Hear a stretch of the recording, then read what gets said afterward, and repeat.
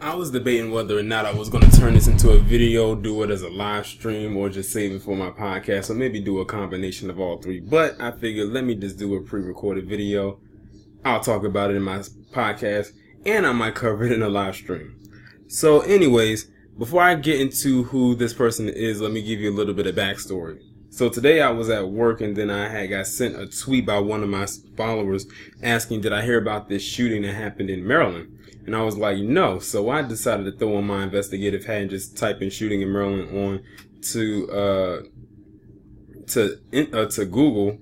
And it came up that there was a mass shooting that happened at the Capital Gazette newspaper in Annapolis, Maryland.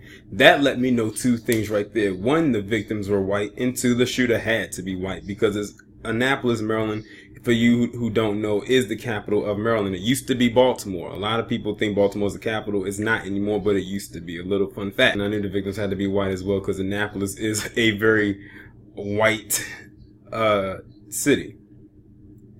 And we didn't know who the shooter was. We just knew that it was a white guy. And I actually briefly got on a hangout with True Royal Family. Shout out to her, by the way, for allowing me to come on and speak briefly when she was showing the live footage of it actually, everything occurring.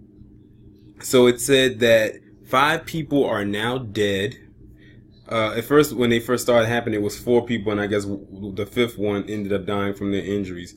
And they said that this was a targeted attack, which means this person who you see in this picture, who goes by the name of Jared Ramos, and I think this is more of a current picture of him, because he actually has another picture that I pulled up of him, and that was a mugshot, but that was from back in 2013. So this guy has a history of violence under his belt.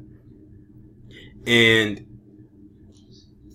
they say he targeted the people. I don't know what kind of gun he used, but he had to have used some kind of heavy powered weapon to do what he did.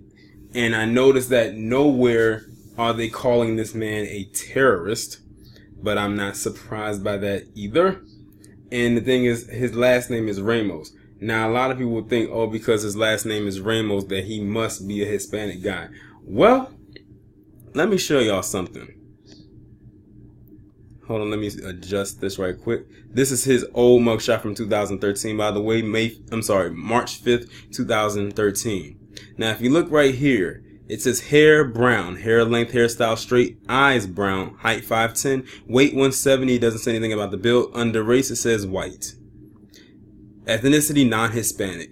They have deemed this man to be a white guy, even though his last name is Ramos. Now, you want to know what's so interesting? I did a story out of the Charlottesville last year where we had another guy whose last name was Ramos, and how he went on a rant and said he couldn't be racist because he was quote unquote Hispanic. I mean, he went on an hour-long tirade about why he could not be racist, even though he went to a very racist event in Charlottesville and was out there. And he was one of the guys, I believe, who was involved with the beating of DeAndre Harris. And he went on, like I said, he put an hour-long rant on YouTube why he wasn't racist.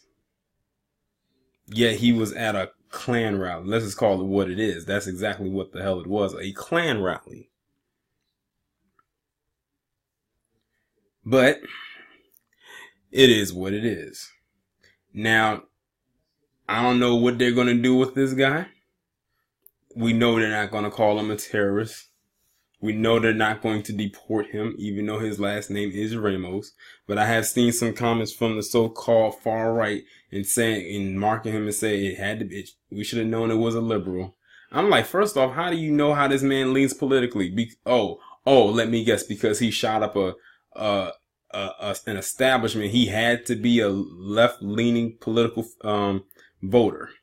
It couldn't possibly be a conservative that did this, because conservatives don't do things like this. Let's not forget last year that Stephen Paddock went on a rampage in Vegas, shooting 500 people and killing over 100.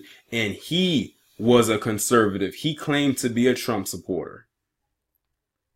It's funny how they don't even talk about Stephen Paddock now. Yet at that time, That's all they could talk about. But it's amazing how we don't even talk about this man now. But I guarantee you, I know when they're going to talk about him again, when October rolls around and they, when the anniversary for that shooting runs up, and then that's when they're going to bring it up. Sort of like how they do with 9/11 every single year.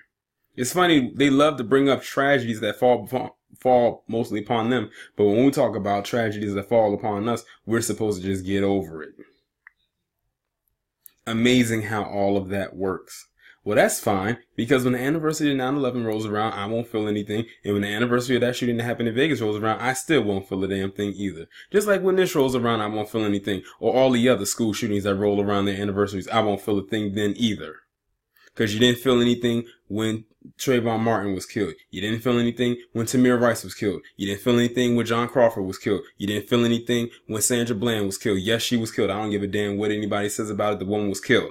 You didn't feel anything when Jordan Davis was killed. You didn't feel anything when Rakia Boyd was killed. You didn't feel anything when Renisha McBride was killed. Hell, you didn't feel anything when, we can take it back, you didn't feel a thing when Sean Bell was killed.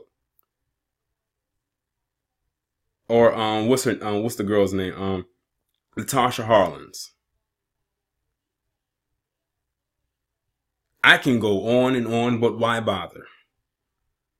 And while we're on the subject of not feeling a thing, your opioid plague, I don't feel nothing for that either. You already know.